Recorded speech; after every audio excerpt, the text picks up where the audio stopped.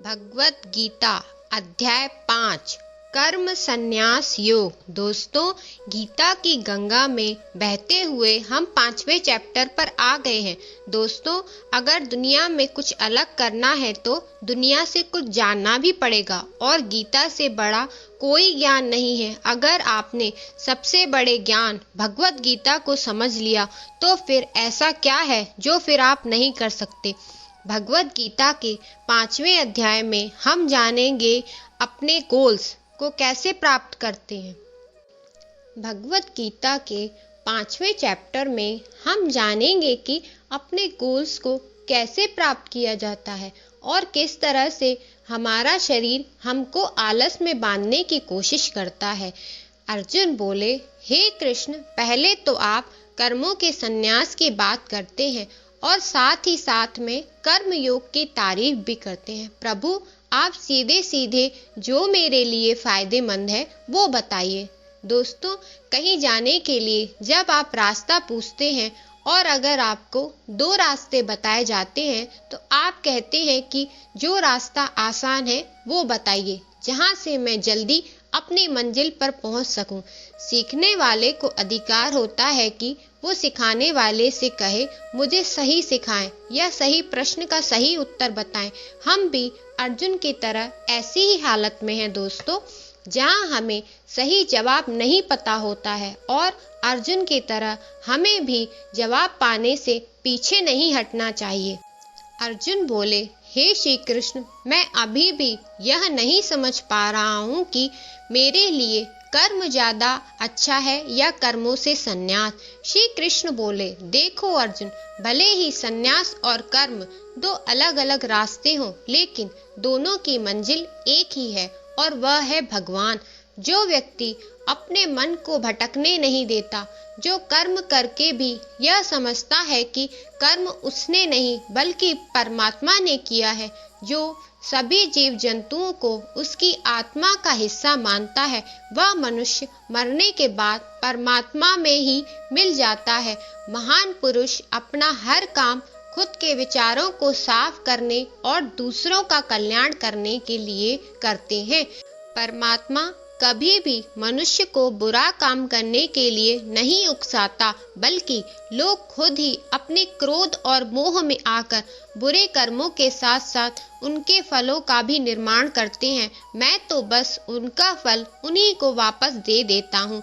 इस शरीर को चाहे कितना भी सुख क्यों न दे दिया जाए, इसकी इच्छाएं कभी भी पूरी नहीं होती। इसलिए अर्जुन, तेरे जैसे बुद्धिमान व्यक्ति को शरीर की इच्छाओं में मन नहीं लगाना चाहिए। इस संसार का असली योगी तो वो है जिसने अपने शरीर का नाश होने से पहले अपने क्रोध का नाश कर लिया है, जो संपूर्ण प्राणियों का हित करता है, जिसका मन किसी भी कर्म में नहीं बनता और जो अपने भटकते हुए मन को एक जगह केंद्रित करके परमात्मा को याद करता है। वही व्यक्ति सुखी भी है और परमेश्वर सहित सबका प्यारा भी। इसीलिए हे अर्जुन, यह इंद्रियां, मन, बुद्धि, आशा, इच्छा, डर और क्रोध ही तेरे दुश्मन है। इनका त्याग कर। दोस्तों, हमारी बॉडी यानी कि हमारा शरीर रिलैक्स रहना चाहता है, क्योंकि बाय नेचर हमारा शरीर एक निर्जीव चीज है अगर उसमें आत्मा ना हो तो। लेकिन हम यह सोच लेते हैं कि मैं तो शरीर हूँ, यह मेरी आंखें हैं, यह मेरे हाथ हैं और अब मेरा शरीर मुझे सोने के लिए बोल रहा है। तो इसका मतलब यह है कि आपका शरीर आपकी बुद्धि पर भारी पड़ चुका है।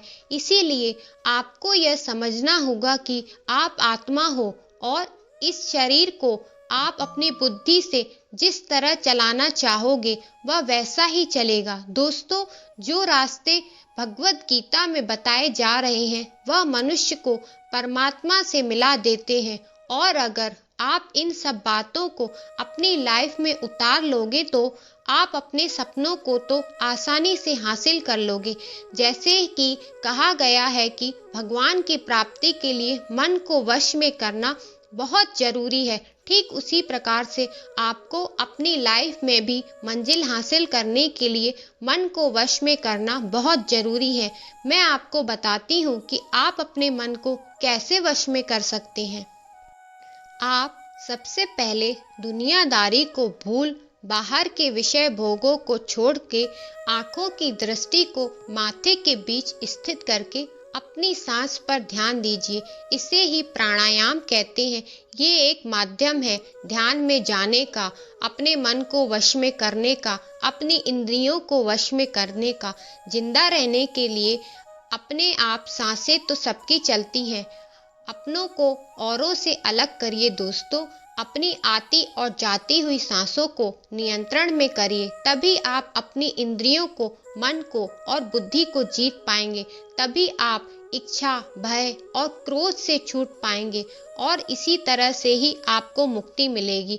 अपने कहे पर चलने वाले को कृष्ण अपना भक्त मानते हैं, जो उन्हें बहुत प्रिय है। वो कहते हैं कि जो यज्ञ करता है और सैक्रिफाई करके मेरे कहे पर चलता है, अपने कर्तव्यों का सच्चे मन से पालन करता है, वो एक दिन मुझे ही प्राप्त होता है और मैं उसे प्राप्त होता हूँ। दोस्तों, कृष्ण को आप भगवान भी मान सकते हैं या उन्हें आप शांति भी मान सकते हैं। उनके कहे पर चलने पर आपको भगवान मिले या हो सकता है आपको शांति मिले, और इन दोनों कंडीशन में ही कोई डिफरेंस नहीं है। जिस दिन भगवान की सच्चाई हमें मिल जाती है, उससे बड़ी शांति और कोई हो ही नहीं सकती।